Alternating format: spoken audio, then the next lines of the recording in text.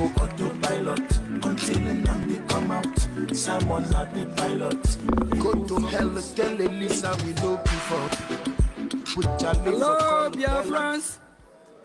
Go to pilot until they come out. Someone not the pilot.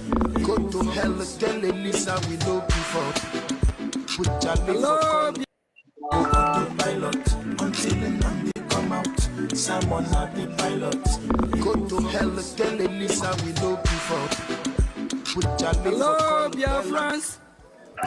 Ogechi, Ogechi, Kama. Ogechi, Ogechi, Kama.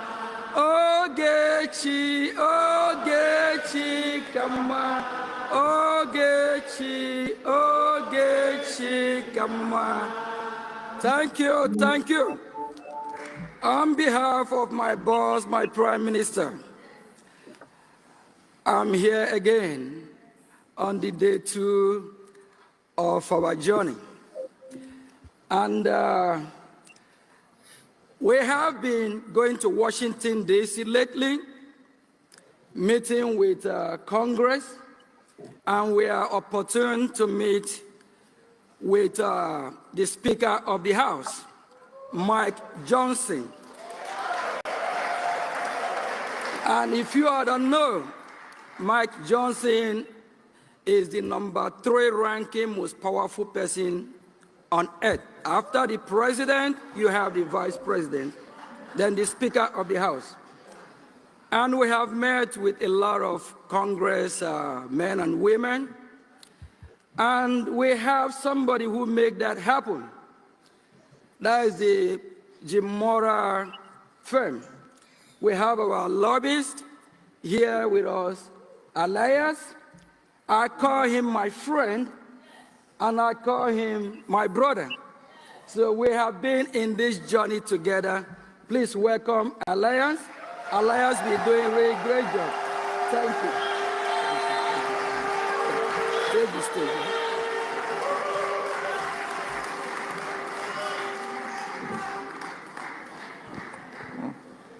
Thank you. Thank you for that very generous introduction from the Minister of Finance. Please give him a round of applause for his tireless dedication to the government, and I appreciate his tremendous support. I also want to provide thanks to the Supreme Leader, Mazi Nnamdi Kanu, to the Prime Minister, His Excellency Simon Ekpa, to the Chief of Staff, Dr. Oro Boezi, and all of the honorable cabinet ministers we have here today, to all the dignitaries, and most importantly, to the people of Biafra. Thank you. I also want to provide my personal wishes and prayers for the Prime Minister and his family during this challenging time, and will support him to see him through this moment of challenge. I also want to pass along the regards of my colleague, former Congressman Jim Moran, who wanted to come but could not do so due to some personal obligations. I just want to speak extemporaneously for a moment. I didn't write my speech, but I just want to make some comments about how I got involved in this wonderful movement, in the struggle, because I do think, looking back retroactively, I think there was a divine providence that brought me into this. So it was very interesting. I've known about Biafra for some years. I knew about the indigenous people, Biafra, the IPOB, was not involved. One day, by complete accident, online, when doing some research, I came across this Biafra Republic Government Exile website, and I was very surprised. I thought to myself, when did a Biafra government come into being? So I clicked on the website, I looked through it, I became more and more interested, and then I came across a profile of Simon Ekpa, and I thought, who is this Prime Minister Ekpa? And yeah.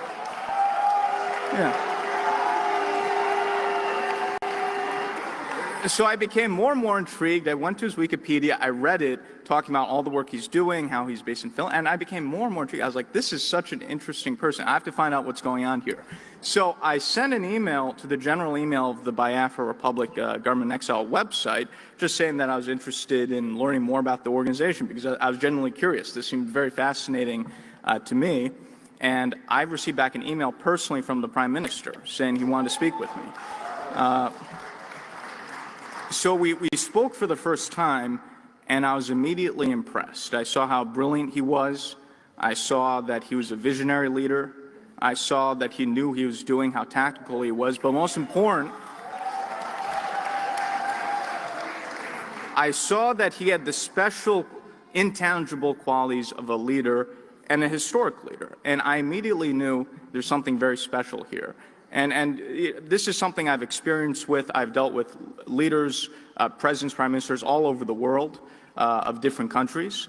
My own family, I come from a revolutionary family in Greece where we've had many generations of freedom fighters.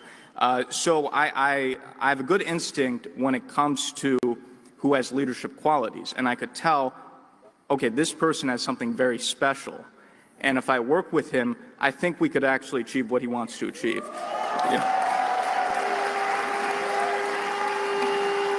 Yes. So over time, over many months, we developed a very close personal relationship. And also, he saw something in me, and he said, I really want you to get involved in this. I want you to be a part of this cause. And so I began formally my lobbying representation in June this year. And I think in a few months, we've changed the course of history.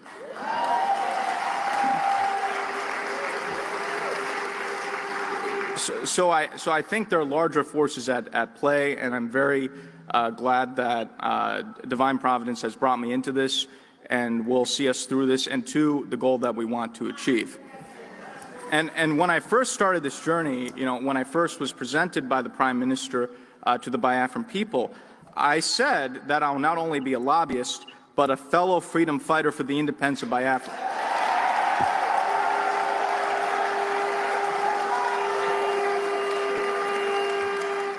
And today I greet you as victorious independence fighters, because that's what you are. Yeah, my friends, this occasion is an illustrious one that will forever be in our hearts and will be passed along to future posterity as a seminal moment in our great struggle for freedom. The independence of Biafra will not only be a symbol of hope for the continent of Africa, but the entire world. Biafra will be a symbol of pride.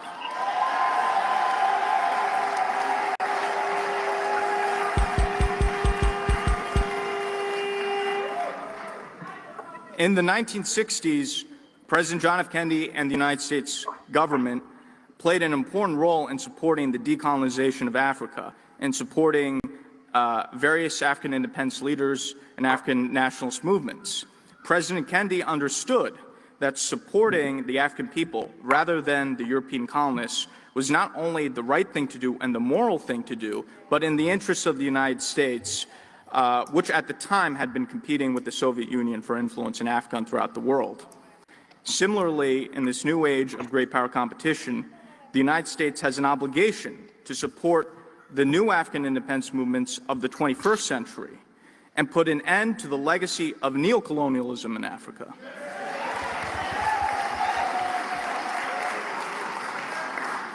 And Nigeria is one of the worst examples of neocolonialism, a failed British project.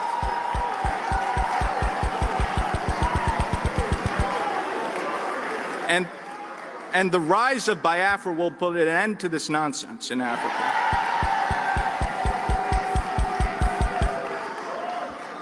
As the Biafran government lobbyist in Washington, D.C., I've taken the Biafran message, or we could even say the Biafran gospel, to the highest levels.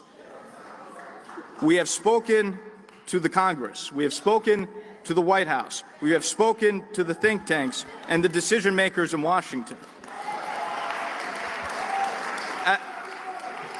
As the finance minister said, we have met with and presented the Biafra Charter to the Speaker of the House of Representatives, Mike Johnson, the third highest level official in the United States government. And we've met with many members of Congress.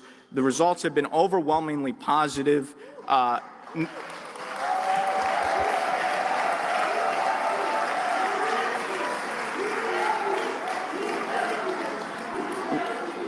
We have received overwhelming support. We've already received many commitments. Not a single member of Congress or U.S. official that I've met with have expressed any support for Nigeria. So we're on the right track, and we're in a very good position as we move into the future. At this convention, we will have speakers from the most prestigious think tanks in Washington, D.C., including the Cato Institute, the American Enterprise Institute, and In Defense of Christians.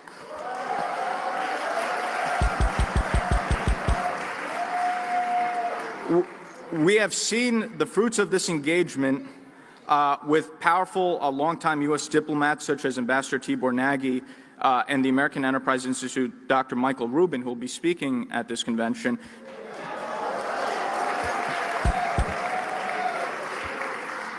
Highlighting the plight of the Prime Minister's detention, even critiquing Finland for what's happening, which is very significant. And in fact, there are articles in the news recently talking about the shock that people have about U.S. officials supporting the Prime Minister during the current detention. So this shows you the impact of what we're doing. In the next upcoming U.S. presidential administration, I believe there will be a number of independent African states or emerging African states which will be which will have their independence recognized.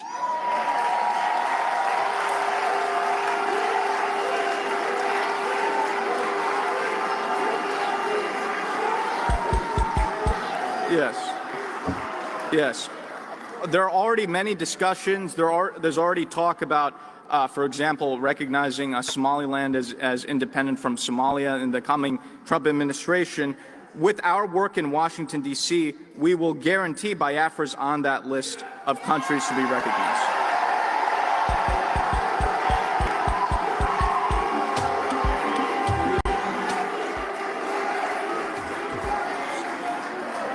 We will achieve U.S. recognition of Biafra. We're already very close. We're not far away. And once we have that recognition, it will be very easy to get UN recognition, other recognition, as I've said before, where the U.S. leads, others follow. So we will get there.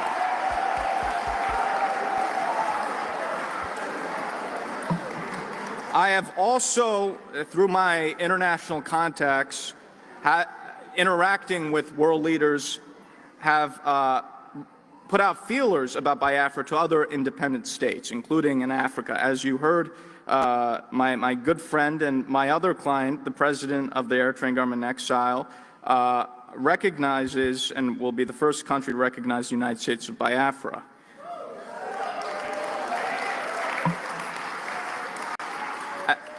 As President Badarai noted, while Eritrea gained independence from Ethiopia in 1991, the people of Eritrea have been under a brutal dictatorship since that time and have not had their freedom. And President Badarai wants to bring freedom and democracy to his people, and it's been an honor to represent his cause in Washington, and he is very strongly supported by our government over the current dictatorship in Eritrea. So his recognition of Biafra is very significant. And I believe through what he's doing, through other contacts we're making, I think we can get recognition for Biafra from other states in Africa and other countries as well. So we'll be having a lot of conversations outside the U.S. government with other governments that are sympathetic, and I think we could make a lot of international progress.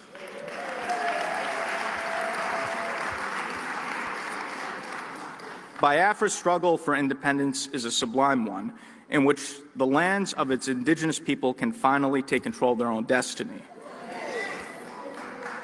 For too long, the people of Biafra have suffered under colonial bondage and now neo-colonial oppression, being forced to be under the Nigerian yoke.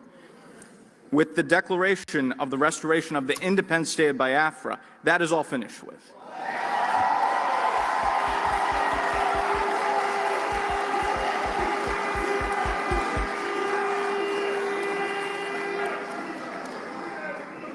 let us strive to create a new nation which will serve its people and be an example to the world. My fellow Biafrans, my fellow freedom fighters, long live independence, long live an independent and sovereign Biafra. Thank you.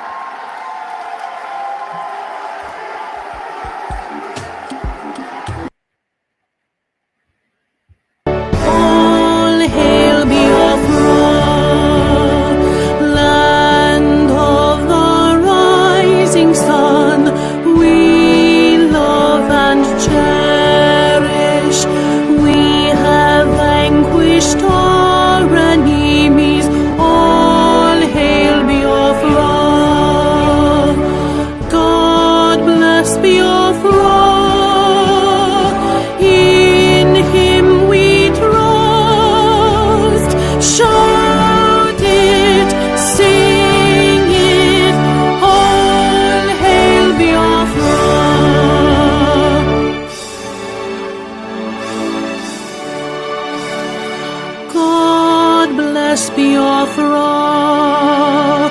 we have emerged triumphant from all our foes. Through the crucible unscathed, we passed victorious. Our trumpets pealing the glorious song. Play it, sing it, all hail Biafra.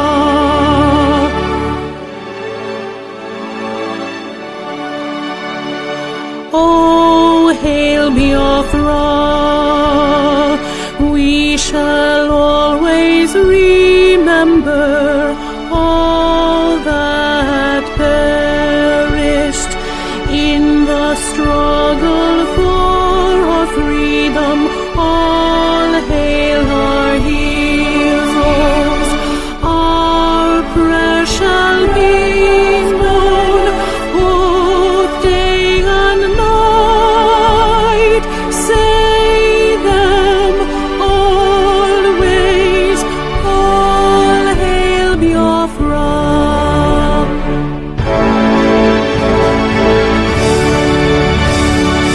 All hail Biafra.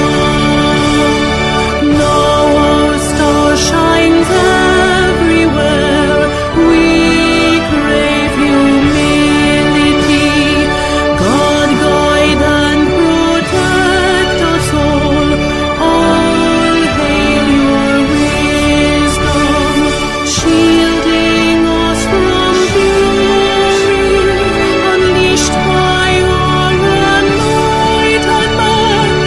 Biafra, Biafra, shining forever.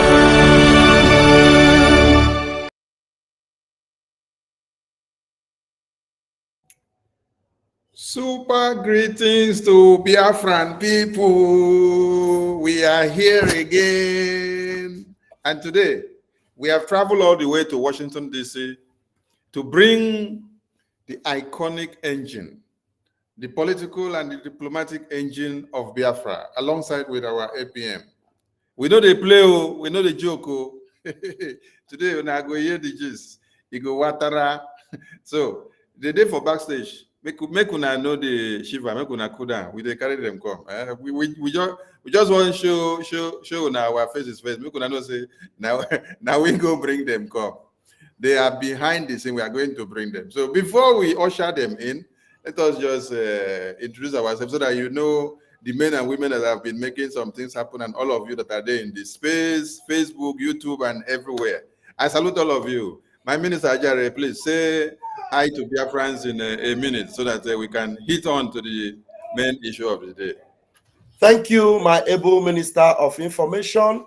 Thank you so very much. Fellow Biafrans and lovers of freedom, thank you. Thank you, my honorable colleagues and ministers in partner, Mazi, Paul Onwubiko, aka 555, and our own Ada Betty. Thank you so much. Okute TV, Thank you so much, our Ibotic minister. I appreciate you. Thank you. And lovers of freedom, we are here to celebrate with Biafrans and to bring good tidings. And I want you to know that you are on the right side of history. Blessed art thou amongst men, for the fact that you are on the right side of history. And history will always remember you because you are standing for truth. And may the blessings of Biafra locate you today as you will keep your ears glued to this particular broadcast as we move. Airborne, I am Raphael Chamaka Ajere, aka Pastor Vam Vam Vam. Ayale. Deputy Minister of Communications, Biafra Republic Government in Exile. And I am blessed to be deputy to this great Philip F. Young of our time. Thank you very much and God bless you. God bless you. Ayale. God bless you. I salute Biafra. So I give the mic to Biafra Vision. Biafra Vision, in 1 minute, introduce yourself, please. Yeah, thank you, Biafrans. Thank you, all of us of freedom.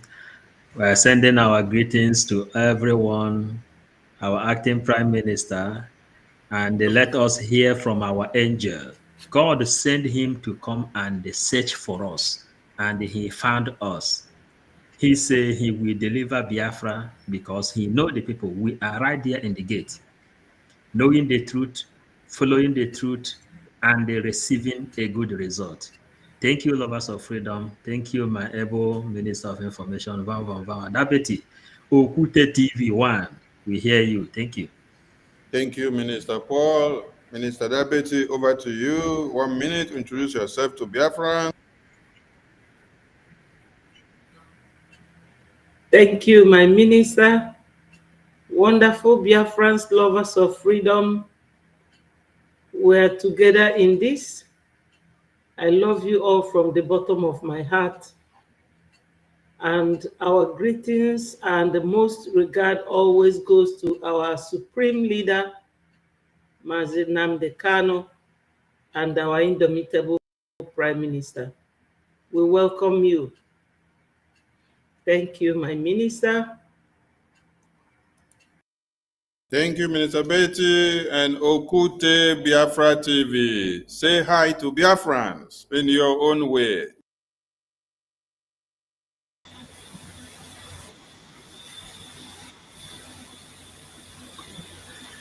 Great Biafran, good evening, everybody. Our information minister, Ezoku Bundu One Lala Biafra. Double to wale to you. Mazi Ajale, Adagile Ezoku, double to wale to you. Mazi Paul Onwubiko 55 Vision, Biko La Fry Vision Ala Galilo. Adabeti, double to wale. And the greetings of every Biafran. Everybody know Udo Drege, Nde Yagazie. Thank you. Biafran people, these are the men that have been making things happen. They are more than this, but these are just the few that are able to enter the studio. They are there scattered on Facebook, YouTube, Twitter, holding spaces, day in, day out, 247, spreading the good news of Biafra to all of you. We salute all of you, and I'm very, very happy to have a team like all of you working together for one unity of purpose, and that is Biafra. Yes, thank you so much for being here. And at this very point, we will go looking for the big fishes of the day.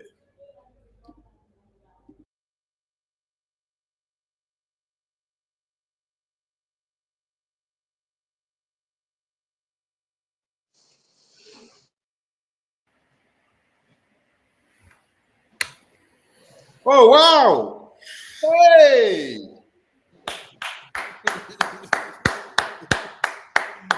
It's good to have Mr. Elias in the house and our honorable APM.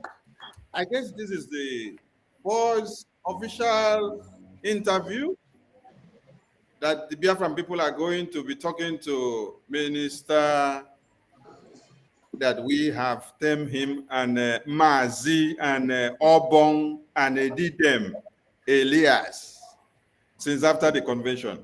Biafrans were so overwhelmed of your presence in the convention, and they say, we love you so much. Then we have our honorable APM, the man that has been making things happen, the man that has been taking the bullet, the man that has actually become a turmoil to the enemies of Biafra. We salute you for all you do. So, without taking much time, and Biafran people have waited so long to have the audience of the two of you. Mr. Elias, welcome to the show. In your opening speech at the convention, you did say, grace and providence, divine providence, specifically is what you said, brought you to the circle of the Biafran sphere.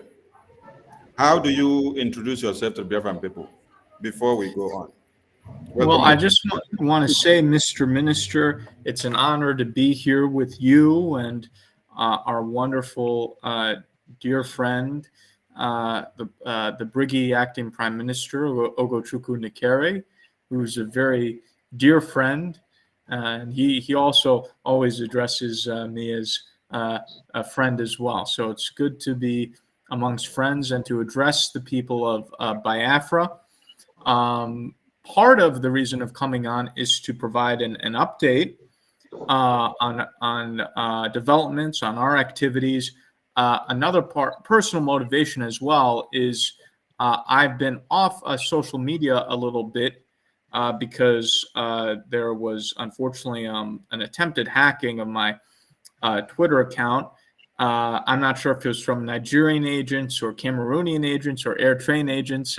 I've made a lot of enemies, but I want to communicate, since that issue is still, I'm still working with Twitter to resolve that issue. I want to make sure that Biafrans know that I'm here and continuing what I'm always doing, and I want to have the opportunity to address them directly.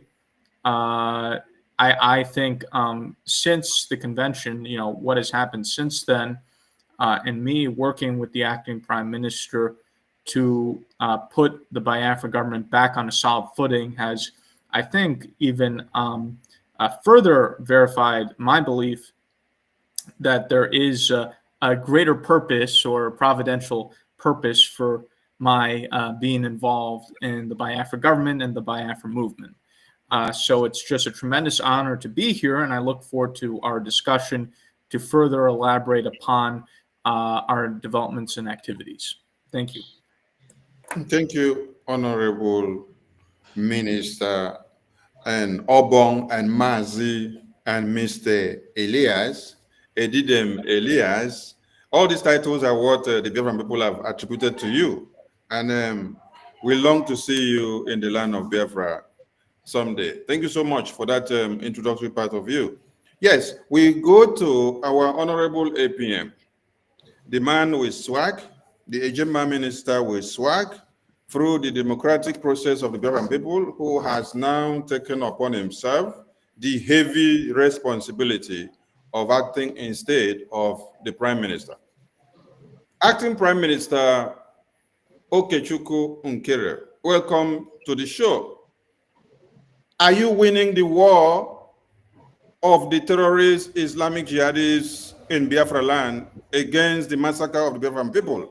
Or are you waiting for your Prime Minister to restore? Thank you, Honorable Minister of Information. Before I proceed, I must recognize our past leaders, Mazi Ojukwu and our leader, Philip Efiam. We appreciate all they have done. I will remember them. And we also remember our leader, Mazin Namdekan, that was kidnapped from Kenya for the same cause that I have embarked on as well. We appreciate. And we also remember our Prime Minister, Mazi Simon Ebon, who is currently in the hand of the Finnish authority, going through some questions. So hopefully both leaders will be with us shortly.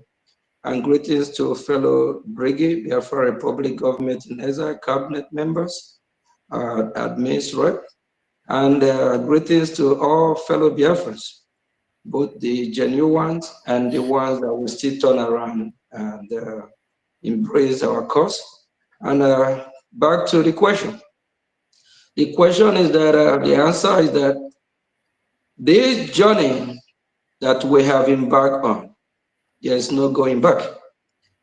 And we can't fold our hand waiting until our Prime Minister Mazi Simon Ekpa, of which I'm representing, acting on his behalf. We can't wait until he's out before we liberate our land, just like the same way we didn't wait for our leader, Mazi Nnamdi Kanu, to be released before we redeclare Biafra. So we are in a moving train and we are winning. We are determined to get our land back. So the answer is that we are winning. Thank you. And let me also want to say my good friend here, Elias, thank you for being with Biafran people today. Thank you. Thank you. Thank you. I'm honored to have the two gentlemen in the studio who have been doing tremendously well for the Biafran people. Prime Minister is in detention, and all Biafrans have been in a state of emergency, so to say. Honorable Acting Prime Minister, what is the state of our Prime Minister of the Biafran people as we speak now? Our Prime Minister, he's in high spirit and he knows everything that is going on. That's why he wants all Biafrans to unite, especially the ones that have gone astray, for them to do the right thing by coming back to the same course where he is before he was called. So, and just like I said earlier, we wish, hopefully, that he will join us in no distant time. So he knows everything that is going on, and he's healthy, and he always send his warm greeting to Biafrans, especially for us to remain resolute and keep fighting without giving our enemy the space that they want, so that because at the end, what the enemies want is how to distract or how to divert our attention into chasing shadow instead of focusing on the mandate of total liberation from the hand of our enemy, the Nigerian terrorist state. Thank you. Thank you, APM. It seems you know your onions, and you seem to be catching up with all my questions. And I hope I will catch you where you will not be able to run away from all my questions as we continue. Our Obong Mazi Edidem, Mr. Elias, the political and the diplomatic engine of Biafra. You said something. Nigeria is a product of neo-colonialism, and Biafra recognition and restoration and liberation will bring an end to that. How do you intend to do that for the Biafran people through the moral global strategist? Right. Well, thank you for your very good question. What we're engaged in, there is the military component, right, which is being addressed by the forces on the ground. But in any successful establishment of a newly independent state, you also have to win the diplomatic war.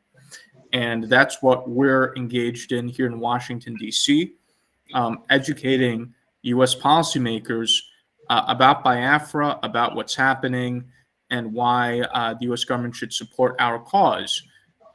We've produced a lot of awareness for our issue during the past 7 months, and we're now moving to additional stages of turning that awareness and that sympathy into tangible actions and programs to further support the Biafran cause.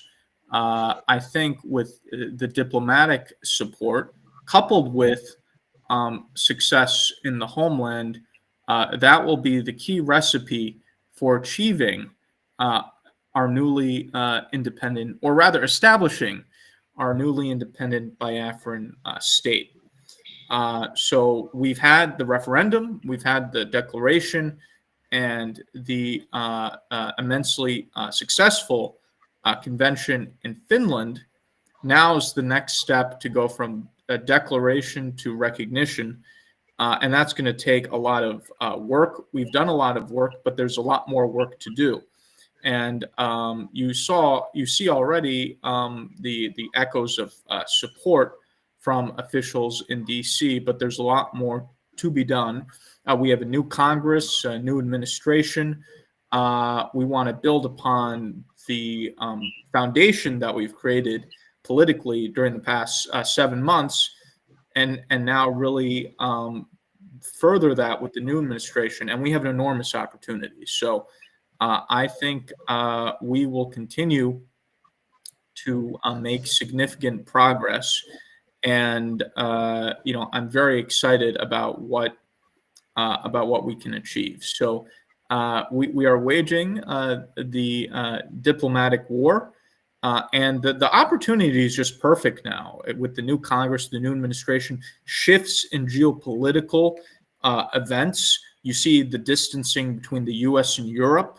You see the U.S. interested in the U.S. government now under the current administration, interested in making deals with other governments. I think very likely sometime this year, the Trump administration, the U.S. government will recognize the government of Somaliland as the newest independent state in Africa, which will further give us momentum for what it is that we want to do, right? So I think the timing is perfect, and we are needed here in order to seize the opportunity, right? Because if we approach President Trump and the people around him with a deal on Biafra, I think something can happen.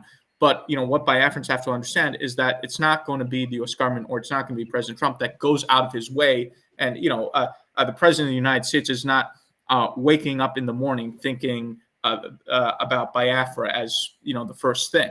But if we're the ones to bring the issue to the president and to the people around him, most importantly the State Department, the foreign policy team, we're in a position where I think we could work out a deal with the United States, in which case that could then be translated into a deal with the broader international community. So I think we're in a historic moment. I think everything is aligned if we seize the moment and if we have our act together.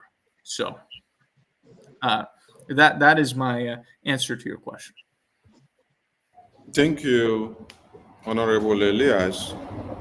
Are you worried that your principal client is in Well, it's very concerning. Simon's situation is very concerning. In fact, but even there, I think we have an opportunity. Vice President J.D. Vance talked about Europe and criticized Europe for their free speech record.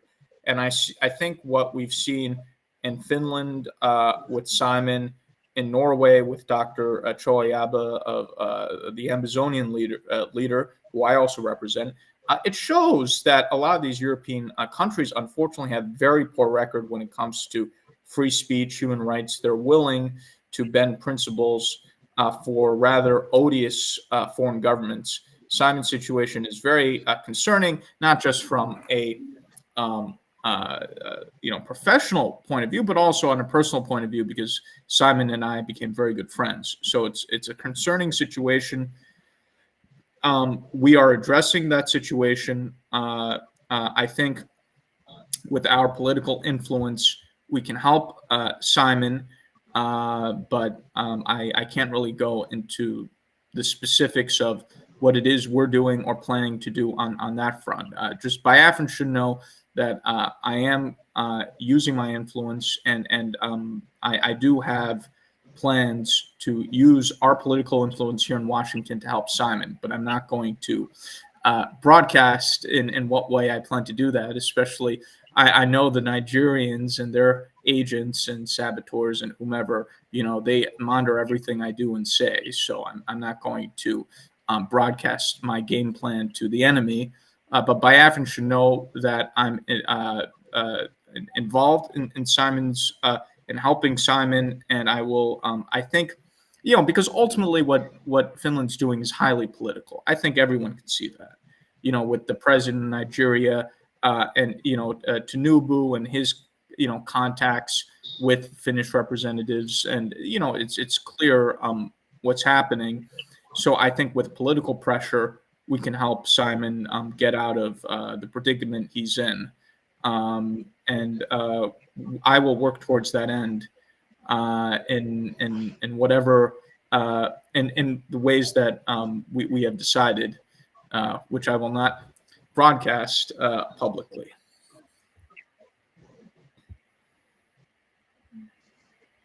Yes, thank you, Mr. Elias. Thank you so much, and that has answered the question of what are you doing to see your principal clients released. That what you just said now have just answered that question. Let me rush over to my APM before I come back to you again. I wouldn't want to hit you bomber to bomber with questions. I will give you some and then you cool down. I'll go over to my APM and then I'll come back to you again. So, my honorable APM, welcome back again. My honorable APM, there has been some quagmires within the Biafran government, and you have taken too many bullets. And at this very point, I'm going to digress. But I crave your indulgence to be plausible to the Biafran people with your answers to questions that has been on the media, be it personal or be it to the interests of the Biafran government. The Biafran people wants to know so that your name will not continue to litter the media with blackmail and propaganda. And this will in turn comes back to our international lobbyist. Your name has been circulated on the media of collecting 15 million naira and then producing 3 uniforms. They have called you criminals, and it wasn't just your name. Sonny's name was also there. Ajare's name was also there. And they have used this to criminalize everyone seen working in tandem with the precepts of the Prime Minister and BRGIE. Did you produce 3 uniforms of police at the convention for 15 million naira?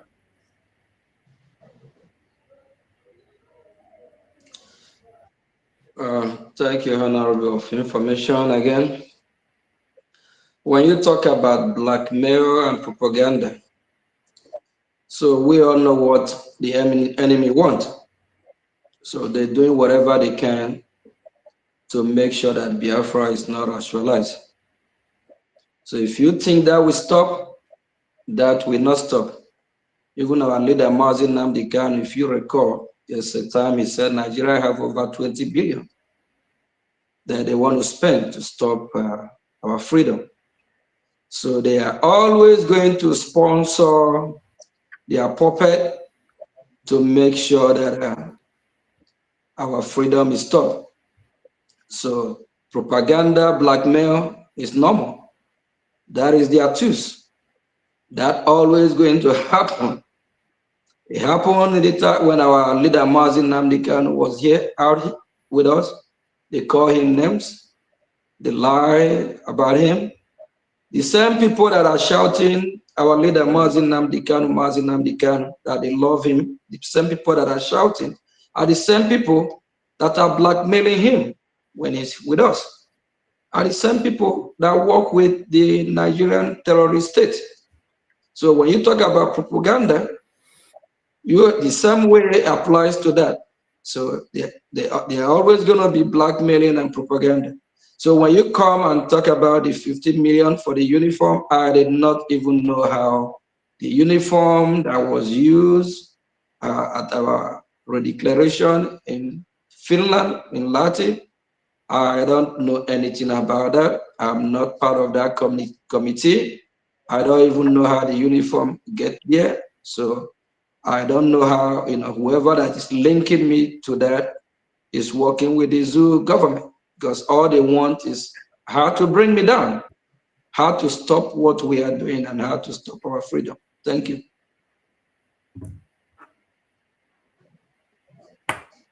Thank you so much, my APM. And for everyone that are not aware of the question I asked, these are the uniforms that those that have been recruited to destroy everything that BRGI has done so far have used as a propaganda means.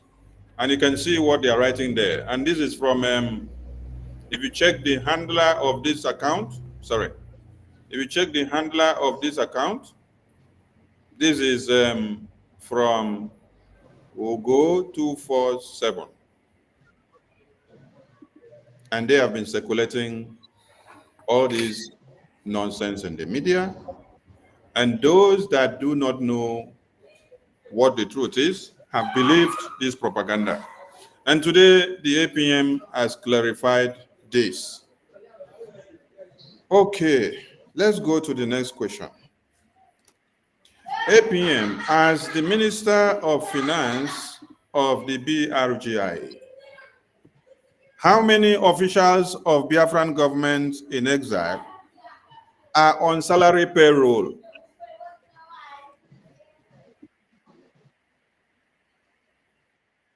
This question is kind of, I don't know if I'm going to say funny.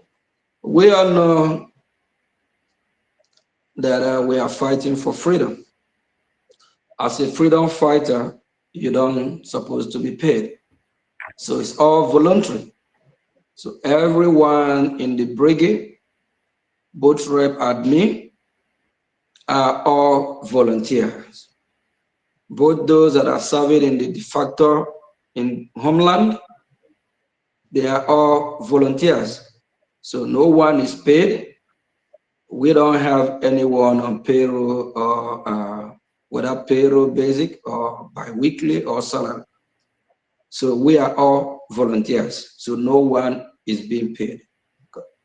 I don't know if I answer your question correctly. Thank you. Thank you, APM.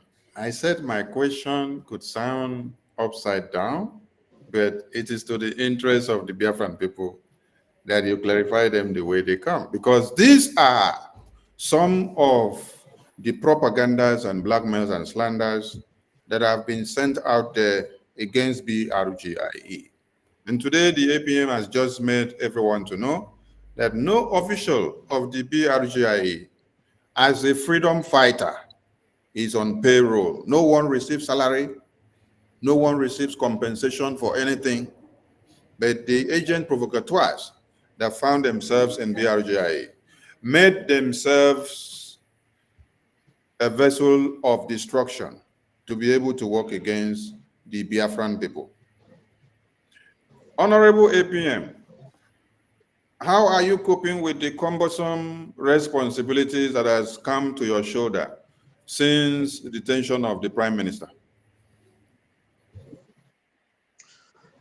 I know it's not easy, but one way or the other way, I have to work hard daily to make sure I do my best.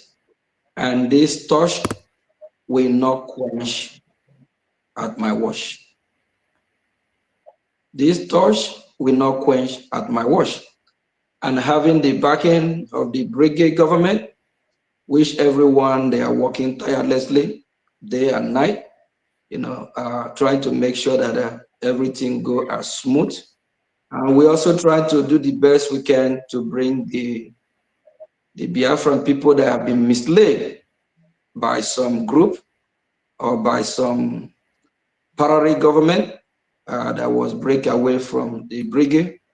So we are doing the best we can every day, and through the media team, which you are the wish you the Honorable Minister of Information and Communication. So we try every day to educate Biafrans with truth and facts, to enlighten them, educate them, the reason they should come back, and let's finish this fight that we all have started. So if I'm telling you that it is easy, it is not, but I have to. You know, it's a call for duty, and it's a call that I sworn, I take oath to make sure that I will fight as hard as I can to work for the Biafran people, for the interests of the Biafra. Thank you. Are you worried that your APM is not here? One, are you worried of the sabotage that has ensued in the absence of the PM? Are you worried that there has been so many setbacks that it should have catapulted us into the next 25 years while the convention just finished? Are you worried of all these challenges? To be honest with you, I'm not worried, because based on history, we know how many years the South African fight during the apartheid regime. And we know how many wars the United States of America have fought for freedom before they get to where they are. So freedom is not given, but it's taken. So what we are doing, or whatever the challenges that we are facing today, is just that we Biafrans, we are not violent. We are so peaceful people. You know, we don't know how, you know, it's difficult for us to commit atrocity or to kill anyone, because we don't believe in shedding blood, because we are so peaceful. So what is happening is Biafrans are not really used to that. That's why after the genocidal war with the Nigerian terrorist state, so Biafrans actually don't really want something like that to happen, because we don't want to lose one of our own, and we don't want to kill anybody. So being so peaceful and godly people that don't want to shed blood, so the Biafran people are kind of concerned. So when whatever is happening, fellow Biafrans, please take a deep breath and remember it's just normal. It has happened to a lot of countries that got their freedom. You have to fight. So, and we Biafrans, we have to learn how to defend ourselves, fight, just like our forefathers did, because our forefathers never allow invaders to invade our place. They have defended the land of Biafra. So of which I urge or encourage every Biafra of this generation to emulate, and also make sure that we get used to the process of being free, because freedom is not going to hand over to the Biafran people in a platter of gold. You're always going to fight for your freedom and take your freedom. So I'm not worried, because I know that in time immemorial, freedom is not free. Rather, you fight to get your freedom. Thank you. Thank you, Honorable APM. And this one goes to Obong Mazi Ejidem, Mr. Elias. Mr. Elias, are you worried that the people you represent came out on the media? I mean, the breakaway groups and some foolish ones that do not know what freedom is all about. Are you worried that your name was used on the media and your face and written traitor and criminal, and they made all series of propagandas and blackmails against your person? Are you worried because of fighting for Biafra? Are you worried? No, I'm not worried at all. You know, we first of all, I think in many ways the Biafra government is on a very strong footing now. You know, I think part of the issue in terms of why things went sideways after Simon's detention, again, which was completely uncalled for by Finland, but was the lack of proper structures and governance structures in place. And we've made a considerable effort to engage in institution building since Simon's detention, such that we have a much more structured government. And we've done that, including the creation of the bylaws of the Biafra Public Government in Exile, which I encourage all Biafrans to read and engage in. And those bylaws are extraordinarily detailed. And these rules and procedures will ensure that there's stability in the government, that the government is well run, and that if there are ever situations where leaders within the government are indisposed, that there's a continuity of transition. So I can assure Biafrans that with the reforms that we have made, with the governance structures that we put in place, myself working with the government, working with our attorney, Mr. Dabiri, what happened after November will never happen again, because we've now have put proper structures in the government that should have been there, but they're now there thanks to everyone's hard work. Regarding whether or not I'm upset, it's interesting. I feel like Biafrans are much more upset on my behalf than I am. I've always received so many messages from Biafrans expressing how upset they are in terms of certain insults I've received. My attitude is this. I'm not concerned by people who are non-entities, right? So, for example, if I'm walking down the street in New York and there's a homeless guy who's angry and shouting something at me, you just ignore it, right? You don't get upset about it. You just walk past the person. It's the same thing here. I'm not going to get upset over a person or persons who are complete non-entities saying things about me. So I'm not upset. Sometimes I find it amusing, but I can't. I'm not going to take seriously people who are random individuals or non-entities who try to attack me. People who are not relevant, right? To be upset about something, let's say if someone's attacking you, the person has to be of some relevance. I'm not going to get upset over people who are not relevant who are attacking me. So it'd be different. Like, for example, if President Tinubu came out and said something crazy about me, that would be different, right? I would have to address that. But someone who's a random person somewhere saying something nonsensical, it's something that's so low level, it's not even worth my response. So I'll just put it that way. So the short answer is no, it's not a concern. Thank you, Honorable Elias.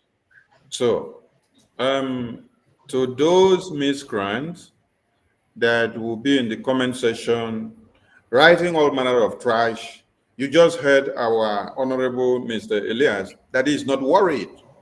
He's not worried of your idiosyncrasy. He's not worried about your low mentality of understanding how things goes. He is a legal representative and he is open to criticism. So he can face you head on. And he's not running away from anyone that comes because he expects them to come. Because if he is not delivering and doing something amusing, you wouldn't be anyway attacking him. So he's actually hitting the zoo on the balls. And that is why all of you are gathered to go about attacking him or demeaning his name, blackmailing and slandering him. Thank you, Honorable Elias. And that brings me to another question. We sat down on the media and then we saw a classified communication of you and the Prime Minister posted out in the media. How do you react to that? Well, again, if you have erratic individuals who, as I said, I'm not going to be concerned about people who are random non-entities. Again,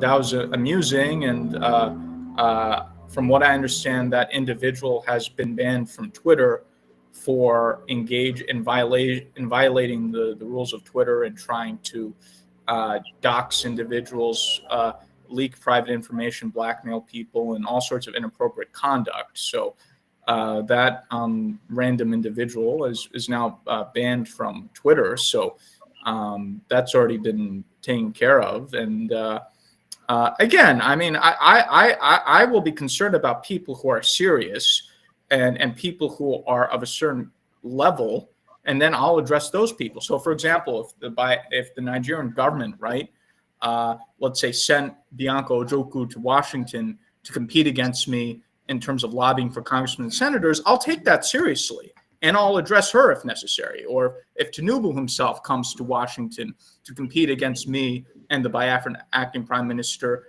to gain influence with senators and congressmen and counter a message, I'll take that seriously, and I'll address and again, I'll address someone at that level. I'm not going to address someone who's a random individual. So also, I'll make another broader point too.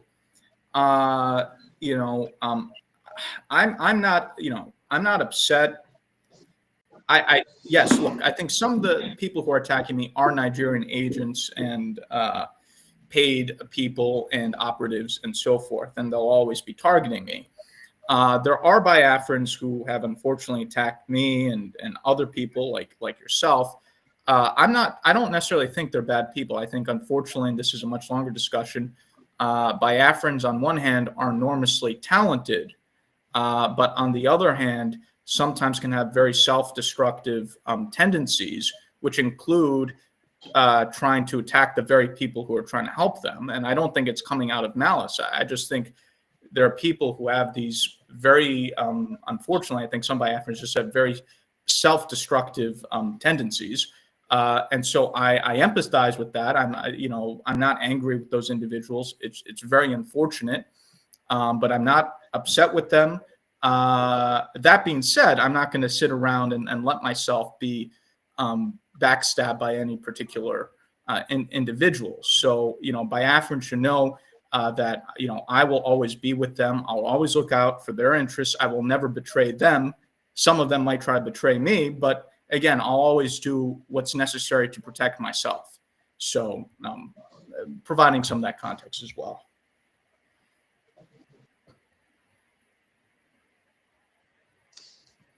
Thank you, Honorable Elias. The next question goes like this. After the declaration of the restoration of the United States of Biafra in Lahti, Finland,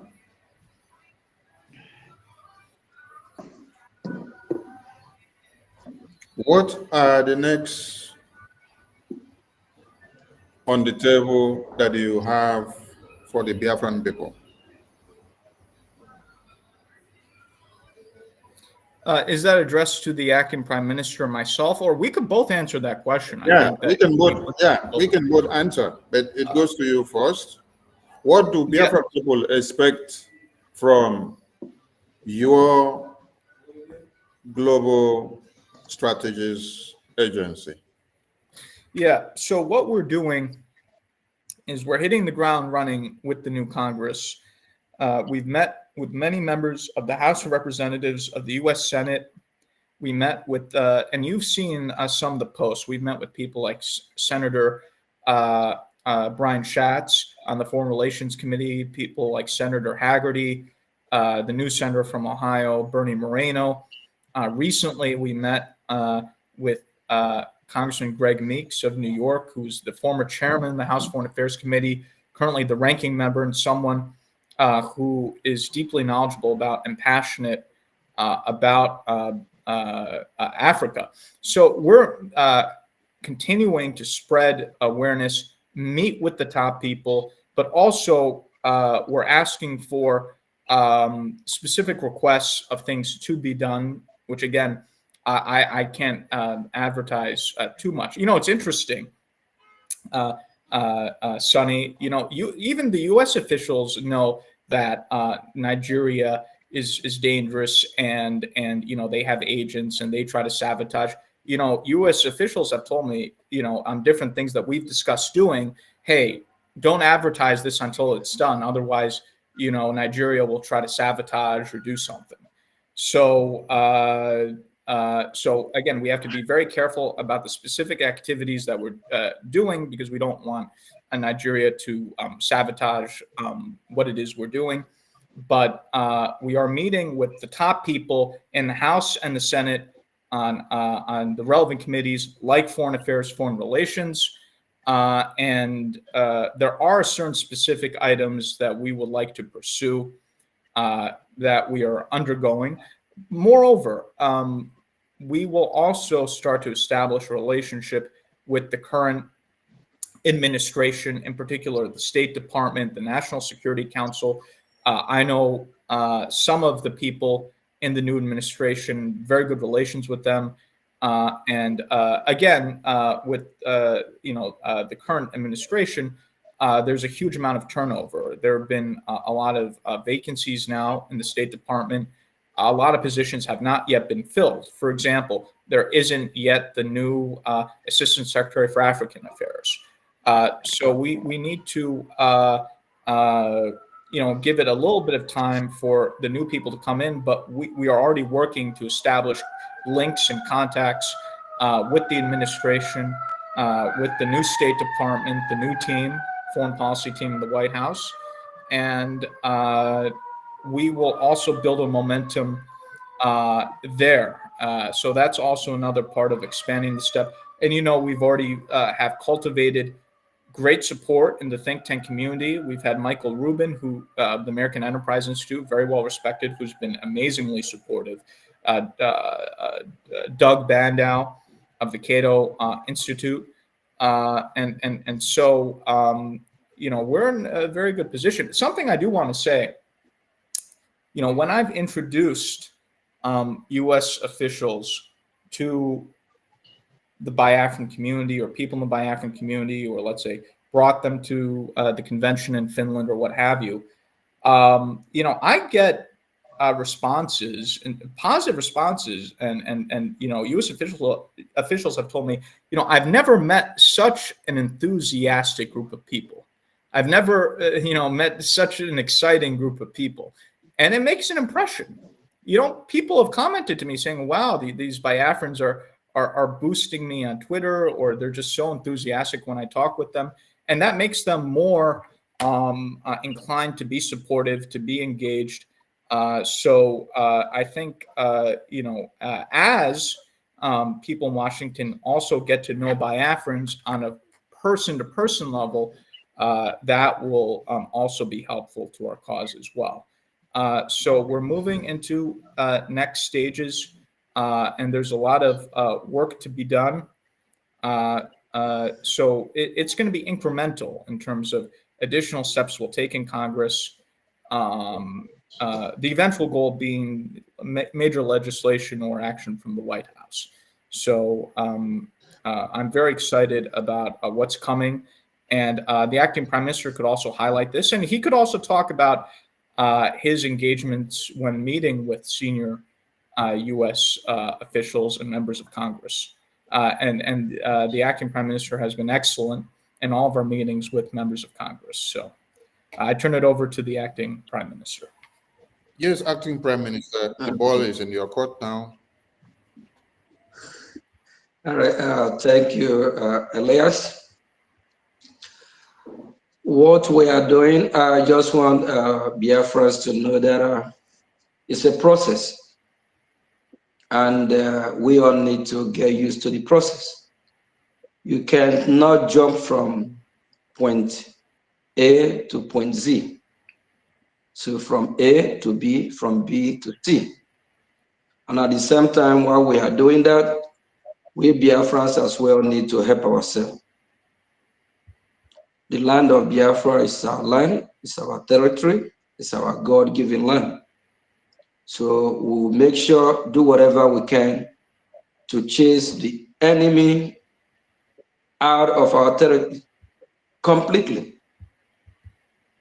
So while we are fighting the diplomatic war, then in the homeland, we'll be fighting our enemy there as well to make sure that we chase them out because the land belongs to us.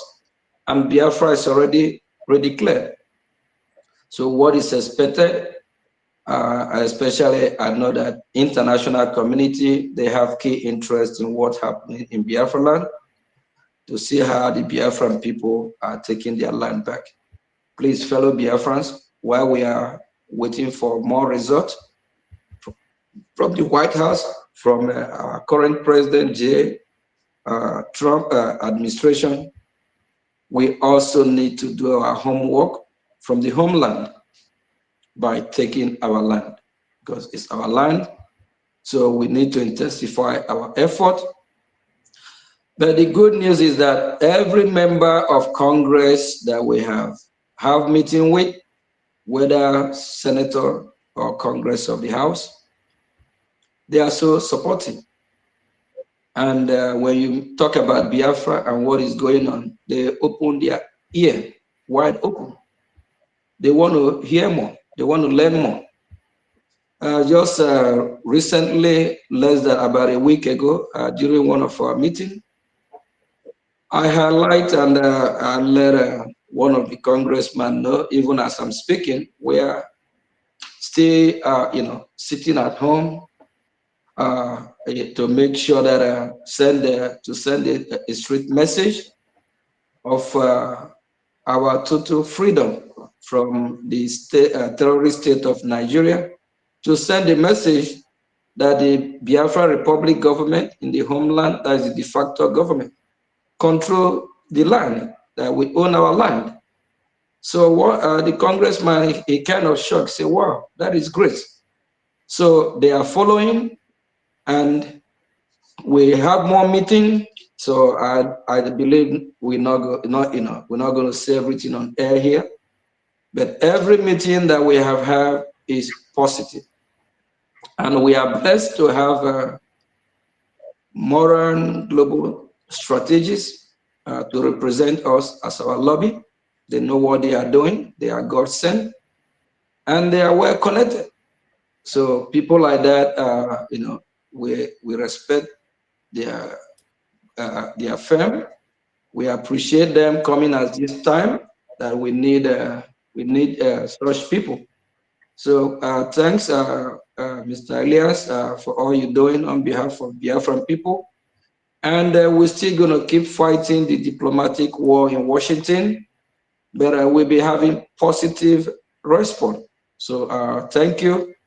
And in days and weeks to come, we still have meetings. It's just a process. Please beg every Biafran just to relax and let the process play out. So we'll be engaging with Congress.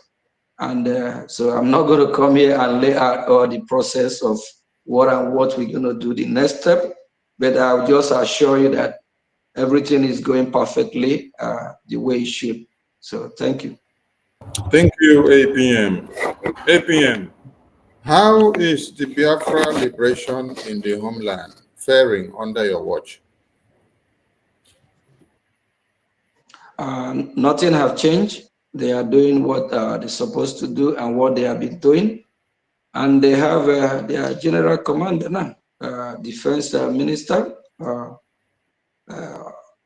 which is Butuza. So it's not under my command. So he's the one giving the orders from homeland. So just like as Elias said earlier, a lot have changed in the government. The government is more structured so that we can have the division of labor and shift more power back home and make sure that the homeland de facto government is more structured as well. Because at the end of everything, the Biafra Republic government in exile, when the due time comes, we transit all the power, and when we will now have the homeland de facto government to completely be doing what they're supposed to be doing. By then, the Brgie, that is the Biafra Republic government in exile, when their work is totally be completed, they will now totally hand over everything and transfer of power to the homeland. So the defense in homeland, they are doing very good under the commander, the chief of the defense, which is Igwe Butuza. So nothing has changed. They are still doing what they've been doing, and they are winning the fight against our enemy. I think that's the best I can answer you on the defense from homeland. Thank you. Thank you, APM. It seems your critics have increased just in a couple of 2 months than what your principal, the Prime Minister, had. Is there anything you're doing differently which your Prime Minister had not done? Is there anything you're doing differently which your Supreme Leader had not done? Is there anything you're doing differently which your eternal leader and the heroes of the past of Biafra had not done? What have you done differently? The fact of the matter is that nothing is different because we all have the same mindset, and we all know what we need. That's our freedom to free ourselves from our enemy, and that have been the focus. So nothing have changed. Our aim and objective is to totally free ourselves from the Nigerian terrorist state. So nothing have changed right from the time of our leader Ojukwu and Philip Effiong. It's all about the total freedom of the Biafran people. So nothing have changed to this date, apart from the government is well structured than it was before. And with the positive feedback that we are receiving from Washington, D.C., that's what I would say that is always what is the, that's what I will actually tell you that is the change that we have now is that we are more structured as a government. That's number one, and the positive feedback from Washington, D.C. Thank you.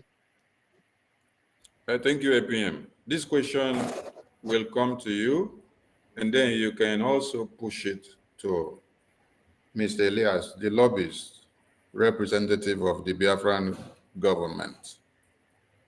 As a lobbyist or legal representation of the Biafran government in exile, what does its specifications covers to be RGIE?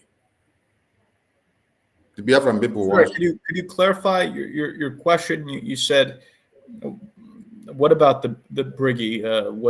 Your specifications of lines of duty as a lobbyist or legal representative to BRGI.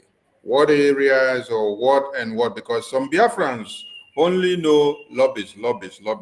They don't know what a lobbyist has to do for its client. They don't know what a lobbyist has to do for the Biafran people. So what and what will you explain that Biafran people need to understand as a lobbyist of the Biafran government, what the responsibility of the lobbyists is and what they should sit back to expect from the lobbyists?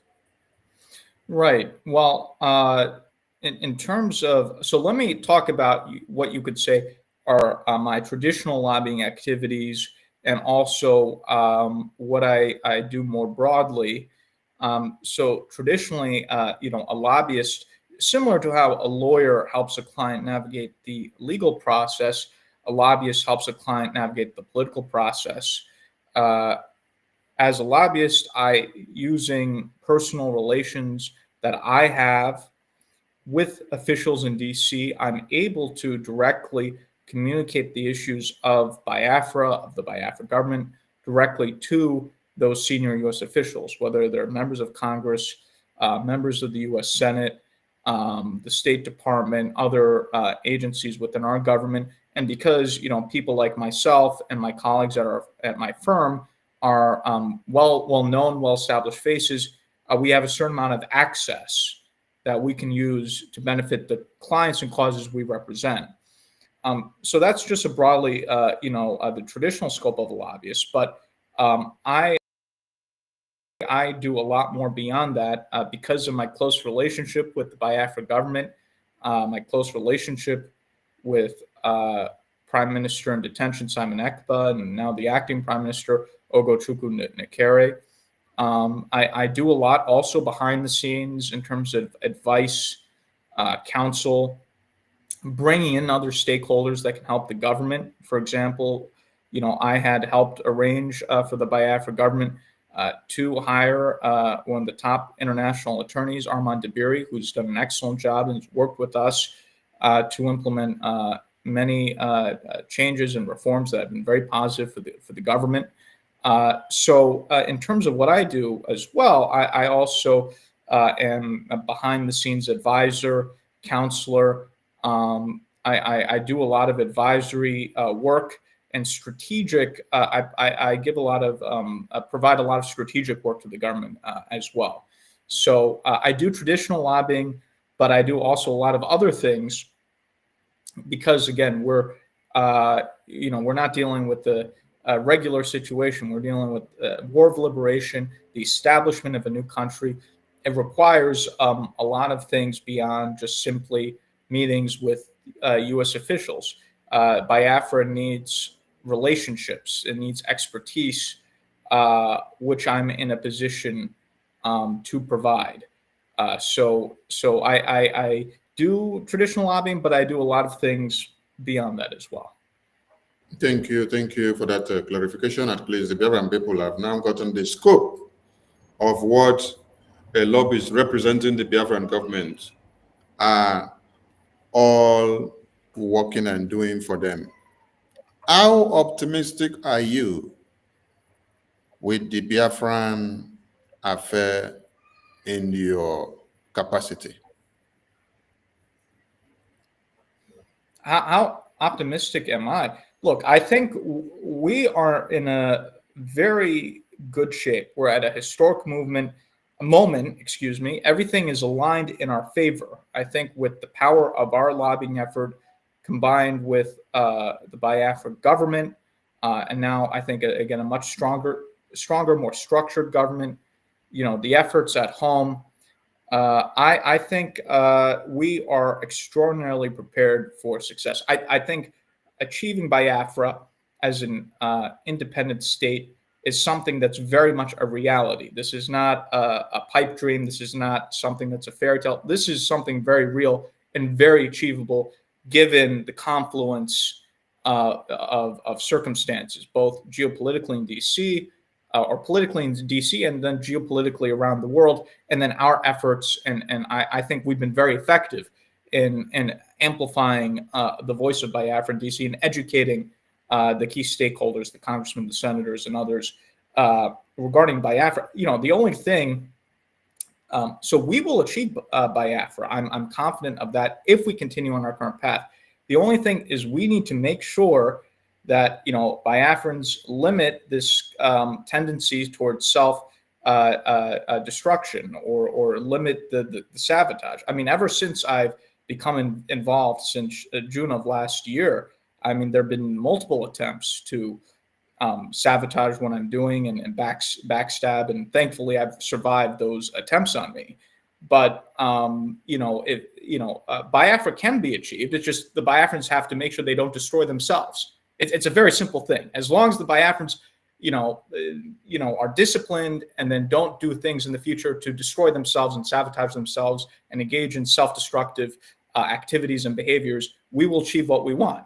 But if the Biafrans insist on sabotaging themselves, then it'll be very difficult. So I think it's also up to the Biafrans. We're here to help. We'll get the United States government to help, but the Biafrans need to also, make sure that they're disciplined so we can cross that finish line. And we have a great leader and a great team, people like you, and of course the acting prime minister and Simon. So we have the right people, and I think we can achieve what it is we want to achieve. Thank you so much, Mr. Elias. There is series of events you've made mention of your promises to the Prime Minister, and that will push me to play a video reminding the Biafran people of your commitment and your promises to the Prime Minister, and then there will be a follow-up question. So I'm bringing the video now. Well, thank you, Your Excellency. My name is Jim Moran. I served in the United States Congress for approximately a quarter of a century. After I left the Congress, I began to represent some corporations and countries and causes that I believe in. It has been an honor to work with you, Your Excellency. Elias Gerasulis is my partner. This is primarily Elias's account, but I'm going to be working with him. While I was in the Congress, I was on the committee that funds defense and State Department foreign operations, as well as the Foreign Relations Committee. I have an interest in Africa. I was a principal co-sponsor of the African Growth and Opportunity Act. But most importantly, I do believe that Biafran Independence is a just and noble cause. And I trust that you have a bright future ahead. We will try to secure your independence. We can't promise because the politics is not a particularly predictable situation in the United States today, and justice is not always served, but we will work towards that objective. I appreciate the opportunity to work on behalf of the Biafran people, and at this point, let me turn it over to Elias. Elias? Oh, thank you, Jim. And it's an honor to be working with you on this, and we appreciate your lending your support to someone of your prestige and stature. That association would be so critical. So thank you, Jim. I appreciate it. And thank you, Mr. Prime Minister, Your Excellencies, and dear Biafrans in the United States and around the world. My name is Elias Gerasulis, and I am a good friend and colleague of Congressman Moran, and we are your new lobbyists here in Washington, D.C. However, you should know that we are more than just your lobbyists. We are fellow freedom fighters in the struggle for the liberation of Biafra. And similar to how your compatriots in the Biafran Defense Forces are securing your freedom on the homeland, we will be fighting for your freedom in the political and diplomatic battlefield here in Washington, D.C. And we will make sure that all these U.S. officials, all these congressmen and senators understand that the Biafran Independence movement is a pure democratic civilian uprising against injustice, the very same one that we had in the United States when we declared our independence from the British 200 years ago. On a personal level, I knew I had to get involved in this struggle, not only because of my belief in the Biafran cause, but my belief in His Excellency, the Prime Minister Simon Ekpa. As I got to know the Prime Minister, I could see that he has remarkable leadership qualities and vision. And I knew that instinctively that he was a man of destiny and that he will have a very important impact in Africa in the years to come. And I thought it was a personal duty to assist him. Already, the Prime Minister has made remarkable progress and has outsmarted the Nigerian system in many ways. The Prime Minister has done this with the self-referendum. He has done this with opening diplomatic liaison offices around the world. And I think by establishing a proper Biafran lobby in Washington, D.C., the Prime Minister has delivered his master stroke. And if you can look at the Nigerian media and the social media, you will see that this is something that's been highly publicized.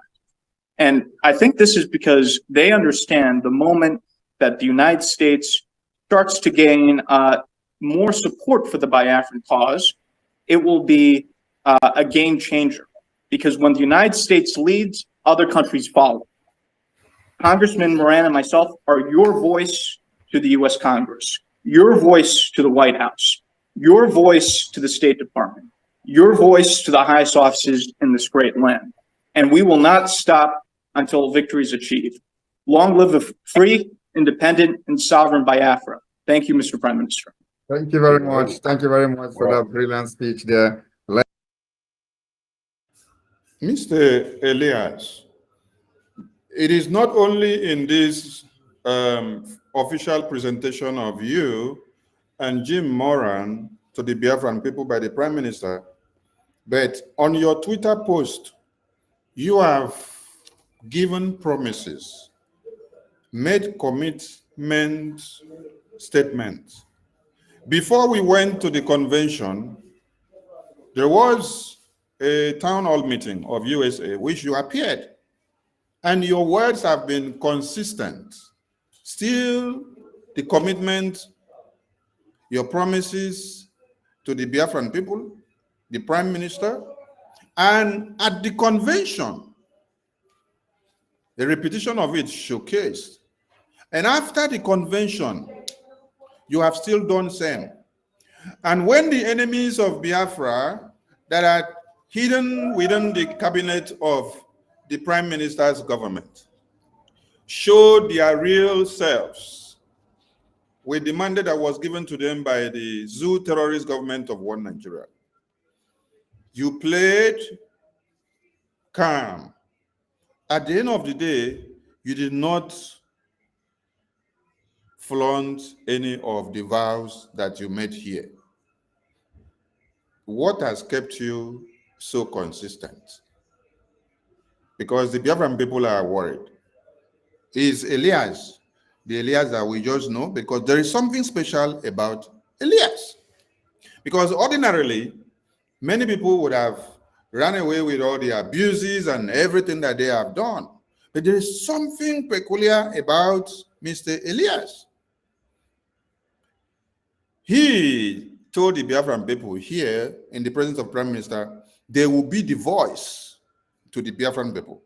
They will be the eye to the Biafran people in the Congress, in the White House, in the Congress of America, wherever they are in America, they will make sure they stand and defend the Biafran people. I want you to explain something that we don't know, something that is keeping you connected. That secrecy that Biafrans are so curious because you have become so committed and so peculiar on your words. Over to you, Mr. Elias. Yeah, sorry. Hello, can you hear me?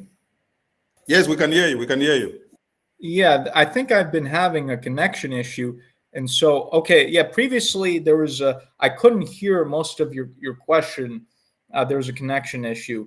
Could you just quickly re-summarize your question? I heard you made some statements saying that, so I apologize for the inconvenience. Can you just quickly re-summarize your question? Because I had a connection issue. I could barely hear what you were saying. Yes. I thank you for coming in back. And network, please allow Mr. Elias to be able to capture everything. I played a video of you here, and there are many other videos where you have given so much commitment to the Biafran cause. And in all this, you have not deviated in what you said. Before the convention, this was far back before the convention. Now, there was a town hall meeting before the convention, which we left in November. You still gave the same commitment. Inside the convention, you gave the commitment again. And after the convention, you gave the commitment again. And since then, you have not disappointed the Prime Minister, neither the Biafran government in exile. What is keeping you going? Or what is that secrecy which you hold so dear that you remain so consistent that you don't go back on your words, unlike others that have come to play pranks with the Biafran people and then run away? Yes. Well, I am committed to this cause, even during difficult moments and difficult times, which we have gone through. And again, I think it's because there is a higher power at play. I think, I'm in this for a reason. And as such, I feel a very strong obligation to continue to support.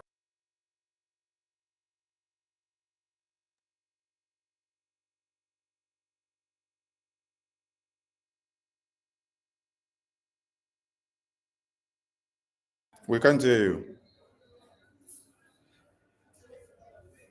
Hold on, let me refresh from here. Then you also refresh your browser.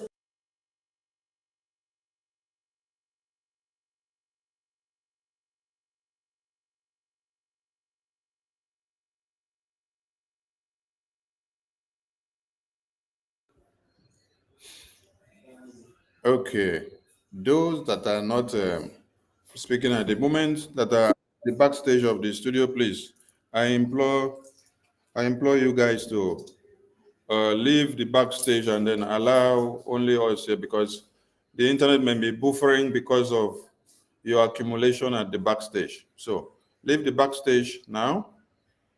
Leave the backstage so that the studio will be very free. Leave the backstage, please. Leave the backstage, then we'll come back again just to keep. Okay, Mr. Elias, you can go ahead. Yes. So as I was saying, because I think there's a higher calling here, I just feel obligated to stick with it through the good times, but also the bad times. And we've gone through some very hectic experiences the past few months, and I feel that there's an obligation for me to stick with this and help Biafrans, because if not me, then who, right? So I feel that I have a special obligation to be involved in this and to see this through to the very end until Biafra is achieved.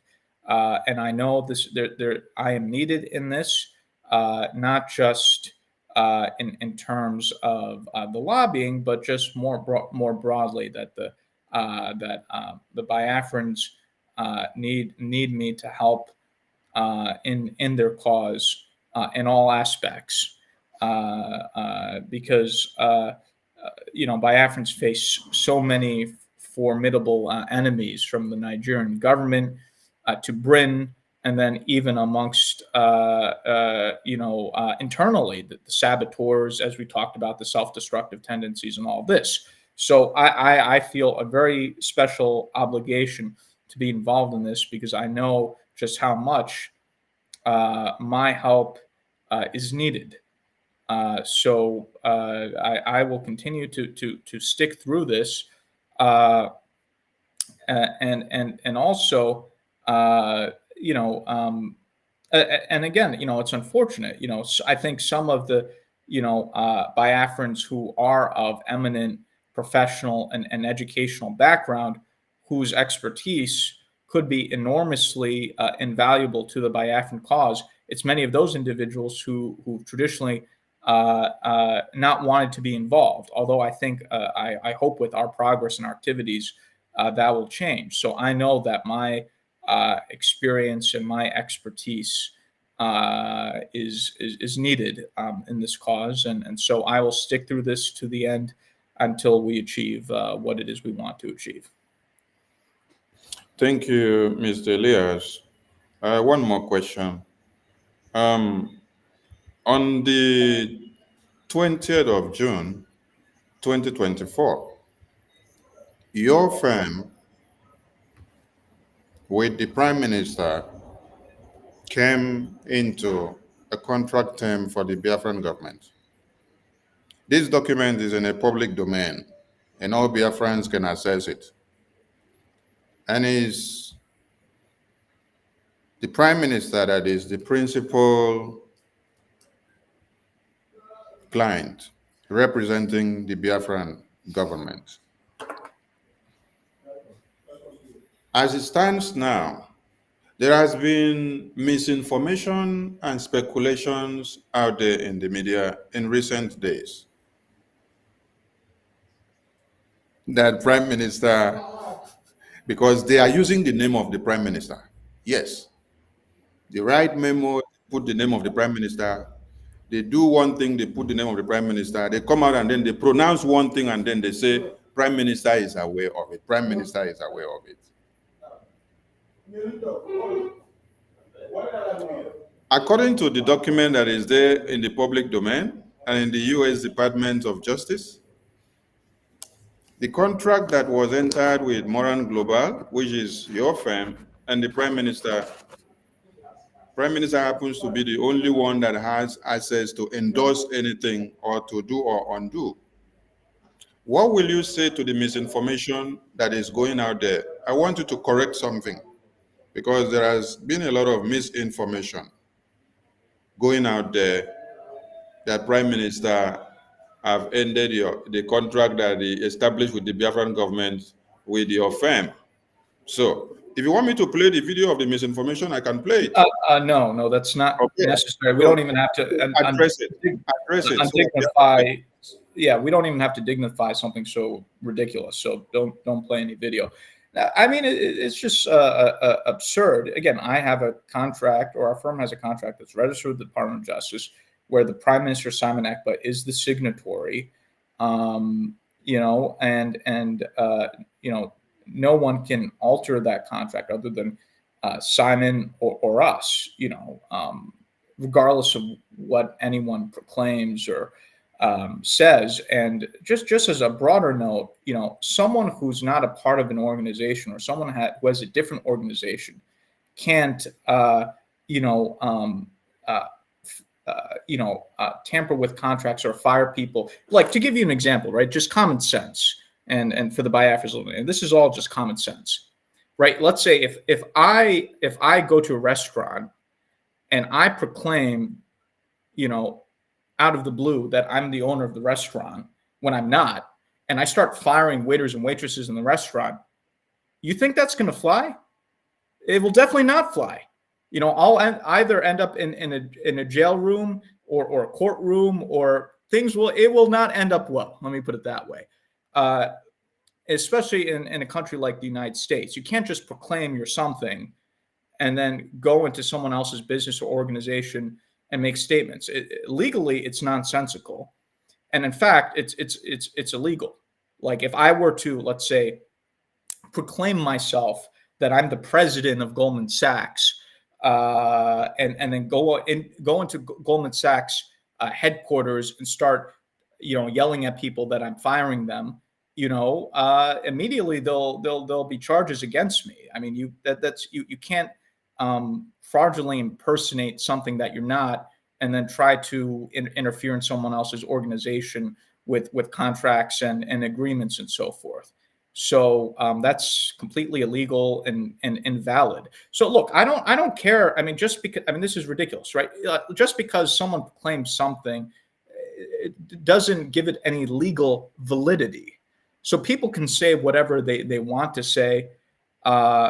You know, someone who's not a part of our organization has no jurisdiction over my agreement, and you know, claiming such is illegal and just completely ridiculous. So, and any of the Biafrans who are confused, again, I want them to try this exercise. Go into someone else's business or go to someone else's organization. Let's say whether it's your local restaurant or your local cafe or the business across the street, self-declare yourself the owner of the business or the organization and start firing people and saying you're changing this contract and that contract, and tell me what happens to you, whether you're living in the US or any other civilized country. I can guarantee you it's not going to go well. And frankly, you might not even end up in a prison. Maybe you'll be in a psychiatric facility because because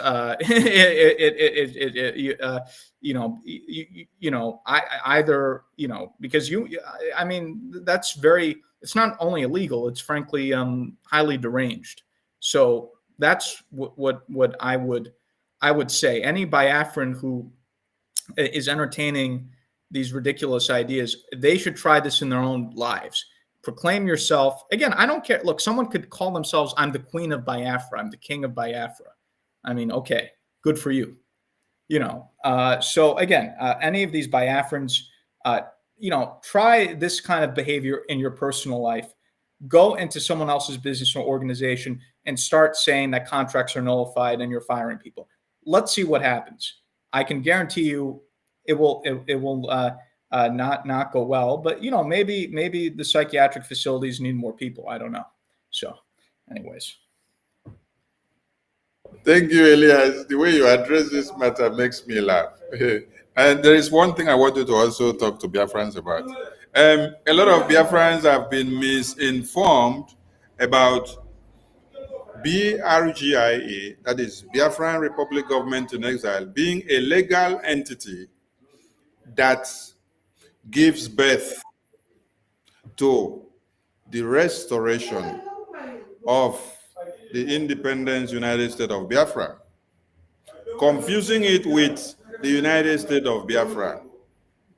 We have educated them, made them to understand that United States of Biafra cannot get recognition for itself, but there must be a legal entity that is standing as BRGIA, as a government in exile, that has to work as an intermediary, a connecting rod between the Biafran people and the American government and the international community to be able to get the recognition for the United States of Biafra. Many of them have been misinformed that after the declaration of the restoration of the United States of Biafra, that BRGIE should not exist again. We have educated them to understand the differences between BRGIE and the proposed United States of Biafra. Please, in your own way, as our legal representative, please, I want you to also explain to them, let them understand. Yeah, I think part of the issue was going into the Finland Convention. And I actually remember I had a conversation with Simon about this where I encouraged him to do videos, some videos to explain to Biafrans the difference between a recognition and declaration or redeclaration. But, you know, having a declaration is just one step in the process of recognition or establishing an independent state. It's not a goal in and of itself. And I think part of the problem, and this is not a criticism, I think is a lot of Biafrans who got caught up in the emotions, right, of the convention and going to Finland and so forth, didn't really necessarily understand that distinction. You know, a declaration for the sake of the declaration without additional steps does not establish an independent country. Like, for example, there have been previous pronouncements and declarations in the past. For example, you know, 20 years ago, Ralph Urzuwike Massa made proclamations and declarations that Biafra was declared. Didn't really mean anything, right? To be frank, you know, what matters is number one, again, control of your territory, which Biafrans are working on. Number two, engaging in the proper political instruments to legitimize recognition, like the referendum, the self-referendum in which 50 million people voted. That's critical. So a declaration is really just a technical procedure that is part of a much broader process of establishing sovereignty and then the recognition of that sovereignty.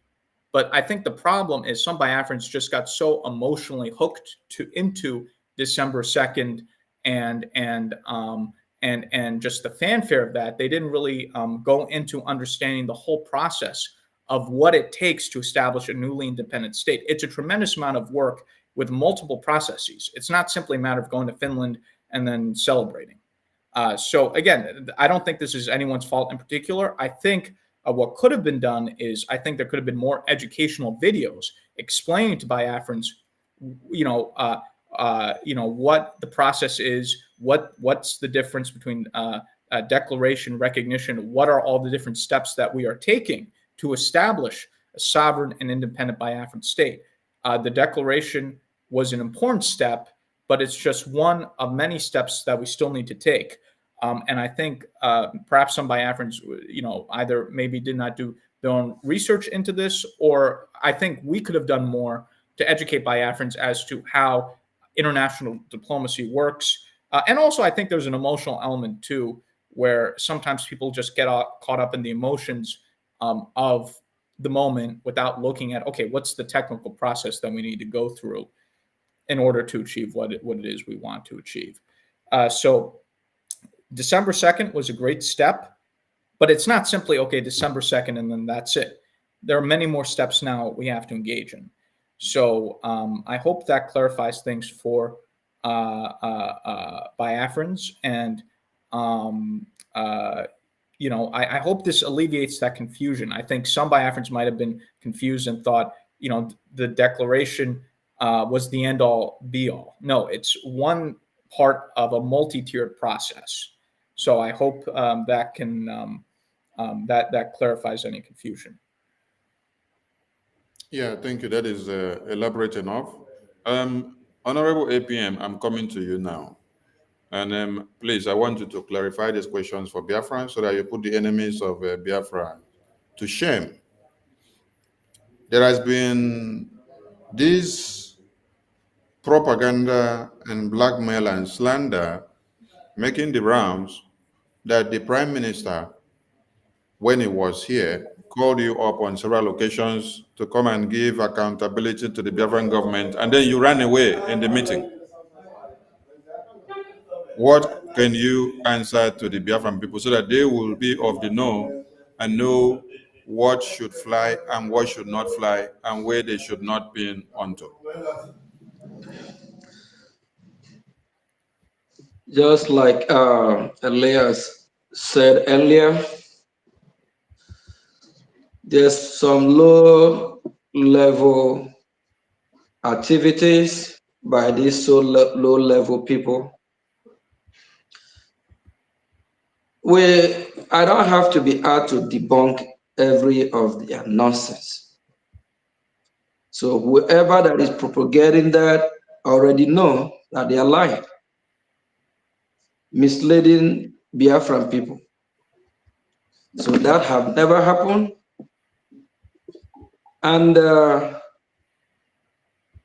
if the way I have been handling the affair of Biafran people, if I have not been handling it correctly, I believe I know who our Prime Minister Mazi Simon Ekpa is, probably more than over 90% of Biafrans. He should have sounded alarm to the Biafran people. And we all have seen how he have dealt with a lot, that he have expelled some from what we are doing, asked some to resign, or suspend some. So me and our Prime Minister, we are like dog and cat, 5 and 6. So we haven't, for once, have a problem. So we work together as a great team. So please, fellow Biafrans, disregard the lies and propagandas. And please don't expect that all these low-level people will be out every minute, every day to debunk their lies. I set my eyes on the prize. That is the diplomatic war. I call it diplomatic war. Because when we're out here in Washington, D.C., we take our case to them. We preach to them the reason why they should support us. And we educate them of what they don't know. We believe they know a lot, but not really. So we educate them of what they don't know about what is going on in Biafra land. And remember, don't expect Washington, D.C. or U.S. to come to help you without you stretching your hand, asking for the help. That is what we are doing in Washington. They've been expecting us to do the right thing by coming to them with our complaint, what we need, and how they should help. So all the lies and propaganda, please disregard. I focus my eyes on the prize, how we can get help from Washington, D.C., of which the response is overwhelming. If I have problem with our Prime Minister or with the Biafran people, or how I'm handling the fund of Biafra, I don't believe I would still be here talking. And I don't believe before our Prime Minister was called to call for so-called questioning that the Biafran people not going to know about it. Thank you. Thank you, APM. APM, how do you explain the fact that the people that have been with a Prime Minister never dragged him out for accountability of his work when he was here? And then they now set up a group to now drag the Prime Minister's out for his records in his absence while he is in detention. How do you describe that kind of treachery? All right. The fight that we are fighting, we have a lot of enemy within. His absence have created that vacuum. And it's been over 2 years that we have some groups that have been fighting hard to bring down somebody like me, everywhere meaningful Biafra, who is genuinely fighting for the liberation of Biafra. So the vacuum is absent. These saboteurs, they use the opportunity, trying to change everything, discredit everything, trying to change the government, change every structure. At the end of the day, if this group of people have succeeded, they will now fully hand us over to the terrorist country, Nigeria. So that's the game plan. So these groups, they have been waiting. They have been lay low, waiting for a day like this, when probably what happened so that they can now strike. That is exactly what happened.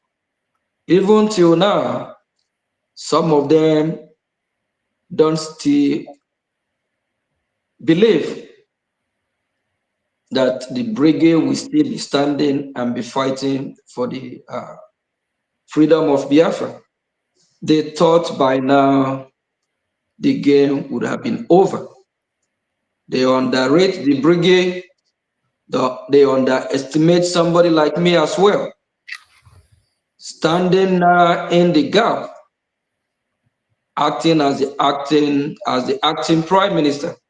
And remember, months ago, our prime minister as well said that the enemies, both the enemies within and the zoo terrorist country, they're trying to take him out so that they can get to the Biafran people. So, and when that happened, they thought they would succeed. So it surprised them that the brigade able to come together, and through the conflict resolution, which is shared by Honorable Mahmoud, and now appoint and elected a new acting prime minister. Thank you. Thank you, my APM. There has been a revelation of over 50 million naira, which these people have misled some Biafrans, and they now send the money to a Bubagu terrorist, a group that is fighting against the liberation of the Biafran people. And there has also been over 80 million naira, which they use for propaganda matching. These are all Biafran donations that these breakaway groups deceive some Biafrans to make. At this very point, they have still been the same people coming out to come and make the confessions and to affirm to the atrocities of what they did. What is your advice to the Biafran people who have been misinformed and misled? At the end of the day, their securities have been breached because of falling into the hands of these people. Fellow Biafrans, our freedom is in our hand. Our sister country, the Ambazonia, I quote from Dr. Shu Ayoba, where he said, freedom is not given, it's taken. Our freedom is in our hand. Our actions is what will propel and catapult us to the highest height. It's what will propel us in getting our freedom as quick as possible. The decisions you make will help in restoring Biafra. If you make a bad decision that will set us back, that don't mean that Biafra is not totally going to be restored. It might delay.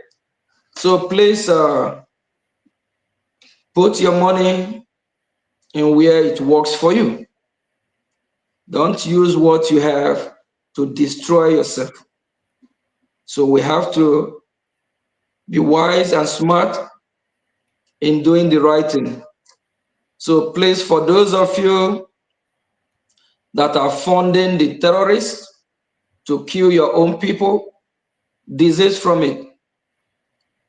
We have the Brgie government and the de facto government, which have been helping the homeland. Nothing have changed. Still keep doing what you are doing when our leader Mazi Nnamdi Kanu is here with us and when our prime minister is here with us. So you know the right source to fund your liberation. Still keep doing what you'll be doing. Nothing have changed. Don't use your fund to destroy yourself. Don't use your fund to invite the terrorists to kill you. Don't use your fund. Don't cause self-destruction to yourself, because your actions and the decisions you make, it matters. So I encourage every Biafrans that have been following for over 2 years, if you know what you have been doing for the past 2 years and the right website and the right place, you should contribute your fund to help the people of Biafra in their liberation. Keep doing it. Nothing have changed. Please, for whoever or any group parading any account information, desist from it. Don't contribute your money to where they will use your money to sponsor terrorists that will destroy you. Just like what United States of America is doing now. When we talk about the US aid, somehow, the money from US aid able to sneak in from the bad actors to the terrorists, and actually Boko Haram is partaker of that. And if we can see what's going on, they're working very hard from the Capitol Hill to make some changes, of which funding of terrorists that will come to destroy Biafra land, the West and the entire humanity, they try to put a stop to that. So please, fellow Biafrans, likewise, don't fund terrorists that will destroy you, that will prevent you from getting your paradise of Biafra, from getting your dream country back, from restoring a country where there is milk and honey, that you will be able to use that and be one of the country best in the world. And we believe that when Biafra is fully restored, Biafra has a lot to offer to the whole global community. Biafra want to be part of this wonderful world that is created by our Chukwu Okike Abiyama, our God. We are not terrorists. Please, let's use our money to fund what will give us life, to fund our freedom, not terrorists. Thank you. Right. Sonny, I'm happy to add to that as well, because essentially your question, right, is, how Biafrans who realize that they made a mistake in terms of moving away from the Biafra government into other things, how they should, why they should come back into the fold, right, or support what we're doing. I think I understood your question correctly. Here's the challenge I'm going to give to Biafrans. I think we talked previously about some of Biafrans being talented, but having certain issues or certain self-destructive tendencies. I think one of the weak points, or the challenging points rather, right? It's a double-edged sword that Biafrans have, is the ego and the pride, right? And I think there may be many Biafrans who realize, oh, we've made a mistake and we should support the acting prime minister, the Biafra Republic government in exile, but they may be tempted to simply stay on the side, right? Because they feel like, well, if I admit I'm wrong, then, I'll look bad, or, my ego can't take it. So I'm just going to sit on the side. And I think that's the worst thing that can happen. There are people, for example, who are in the IPOB DOS who realize, oh, this Simon has been very successful and what he's doing is working. But I can't join with that because I've attacked him in the past, and it'll be very embarrassing for my ego, and so I'm just going to sit on the side and just not do anything. This is a very, again, shooting oneself in the foot. It's very important that if one, being able to acknowledge that one made a mistake and being able to do what's necessary and to be pragmatic is critical.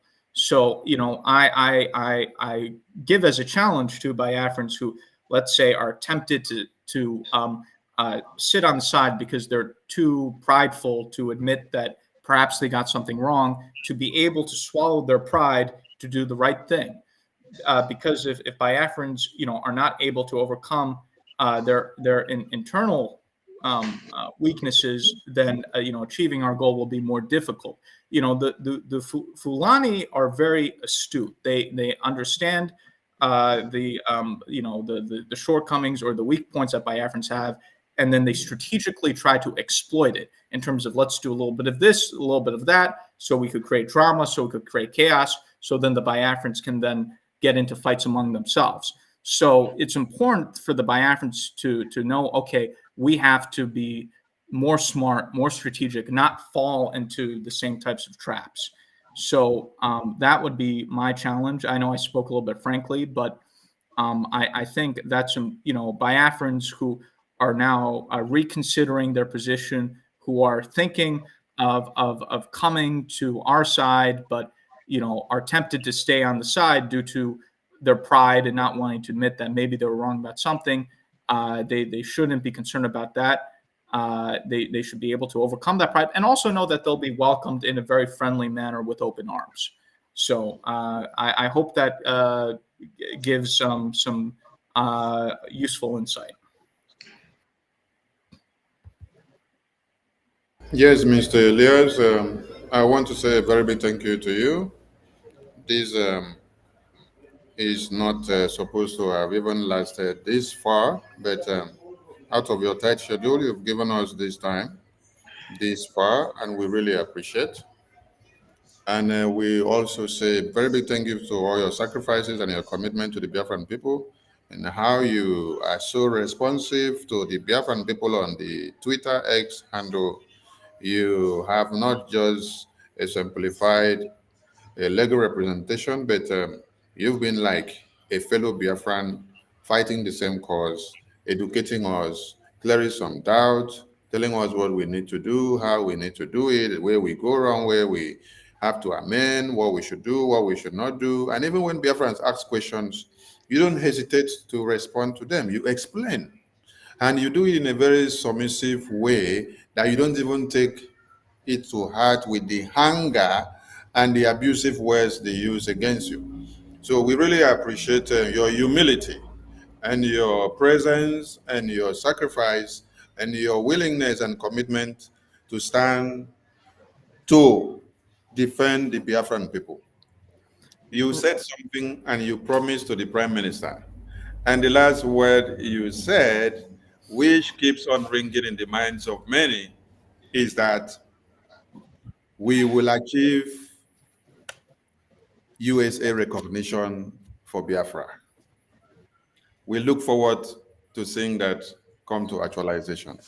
Thank you so much. As I give you the mic to give your closing remarks so that you can retire to your very office. Thank you so much. Thank you very much. I just want to say it's an incredible honor to be here. It's great to be here with you to address the people Biafra. We will continue to push their cause in Washington, and we are on the right track. We're on the fast track, and we are well positioned to succeed. again, to go to my previous point as well, you know, the Biafrans who you know, out of whatever, again, some of these issues we talked about have attacked me, they should know it's perfectly fine. I'm not upset with them. And if they see the daylight and they realize that they've made a mistake, you know, I'm happy to, forgive them for their confused, their confusion. You know, I'm aware of some of these issues that Biafrans face, so I'm very non-judgmental about it, and I'm happy to be accommodating. So, but again, I think we're on the fast track to succeed. We have a historic opportunity with the United States, and you know, I think we're in a position where we can make a deal, especially with the stellar leadership in the Biafra government. I just want to say it's a great honor to have so many of you as personal friends, and especially the Prime Minister in detention, Simon Ekpa, and also our acting Prime Minister, Ogochukwu Nikere. He's done a tremendous job, and he's shown a lot of leadership, and it's an honor to call him a friend as well. I know in every meeting he says that I'm his friend, and I think likewise in the same. So thank you again, and I turn it over to our very able acting Prime Minister. Thank you so much. Acting Prime Minister, over to you with your closing remarks. Thank you for all you do for the Biafran people and for bringing the big fish to us today. The Biafran people had expected him so long, and today you were able to buy out of his tight schedule. And here he has been for the past 2 hours. Thank you so much, APM. Over to you on your closing remarks. Yeah, thank you. Yeah, he's great, and he's doing a good job for Biafran people. You know, actually, not everything we do that have to be out in public, but we are working hard. Every day we spend hours talking about how to solve our issue, how to facilitate Biafran freedom. Even as of yesterday, we spent probably over 8 hours in person. We have some couple meetings yesterday which haven't even been public yet. So he's really working hard for Biafran people. We appreciate him. Thank you, Elias. I know this is not supposed to be public yet, but even as of yesterday, we have meetings in Washington. So, and I want Biafran people to remember something. When Dr. Shu Ayoba was called for their so-called question, he saw the same question. If our sister country, which we have close relationship with, we are all family, Ambazonia. If the Ambazonia people have given up, if the Ambazonia people have said, "Oh, it's over," now they call our leader for so-called question. Do you think the United States of America will be talking about them? And we have seen on social media where United States of America, you know, they make it clear to Norway what they need to do. A similar situation we find ourselves. What we are doing, our activity, we facilitate our Prime Minister release for this so-called question. They are keeping him there, watching us, trying to see if we will destroy ourselves. He's not there because of his own personal gain. They did not call our Prime Minister because of his business dealing. They call him because of the quest of Biafra, because of the freedom of Biafra. The ball is in our court. We Biafrans need to rise up, let the world know we are ready, buckle up our seatbelt, do what is right, stop fighting ourselves, stop blackmailing ourselves. And for those content creators, the low level, what am I going to call them? people that think less than Biafrans. Biafrans are smart people. We are intelligent people. We are wise. Don't expect me after this, your lies and propaganda, I will be dancing naked with you on the street or on the internet. Don't expect me to come out every minute, every second to debunk your nonsense. Real Biafrans know when you tell them the truth. If you're a real Biafran, by now you don't know the truth, you need to re-evaluate yourself. Our leader, Mazi Nnamdi Kanu, said, when you speak truth to the Biafran people, they will follow you. If you're a real Biafran and you're hearing the truth day after day, and you decide to still sabotage what we're doing, and you decide just because you don't like Mazi Simon Ekpa, our prime minister, or because you don't like the APM, maybe the way he speak, the way he talk, you must be the #1 joker of the century. I'm not doing this for myself. It's for Biafra. If you don't like me, take that aside. Like your people, Biafra. Like Biafra as a country. Like Biafra as a nation. We are not doing this for our own personal gain, but it's for the freedom of Biafra at large. The world is watching. Our prime minister have not been guilty or charged of anything than they are suspecting. Suspecting what? What they are suspecting to see if you and I will fight and quench because of our freedom. We are not going to let them succeed. That's why day and night I'm doing everything I can to work for Biafra, to fight for Biafran people. My good friend Elias here can testify. It's like I live in Washington. We'll be having meetings, making sure that the US government hear our voice, and we'll be getting positive response day after day. There is a light at the end of the tunnel.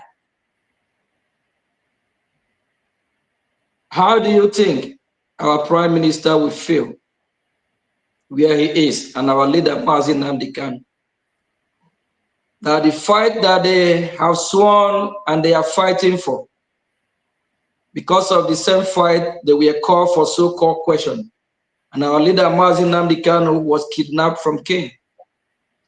How do you think they will feel where they are, finding that we are fighting harder for the same cause? They will feel good. It will boost their morale, knowing that the people they left behind are doing the right thing. And if you're one of those that are funding the Bubago to kill your own people, please this from it. We need fund to liberate ourselves. We have a lot of Biafrans that be chased from their home. We have a lot of Biafrans that their business been destroyed, burned to ashes. All these people need to be taken care of. And with your fund, it will be possible. Please, thank you. And we appreciate you, Elias. We have a lot of engagement in Washington, D.C. It's a process. For those of you that are asking questions that you haven't seen us in a round table with video, signing papers, there's a process. Not everything will be in public. We're not going to come out in public and throw our last dice, then our enemy will use it against us. But we are moving as fast as we can. The Nigerian terrorist state, they cannot come to Washington, D.C. and operate the way we Biafrans operate. because United States of America known Biafra, that Nigeria as corrupt and terrorist country. Thank you all, and thanks media team, Honorable of Information, Mazi Sonny Abarawa, you and your entire team. Thank you. Greeting from here. Thank you. Thank you to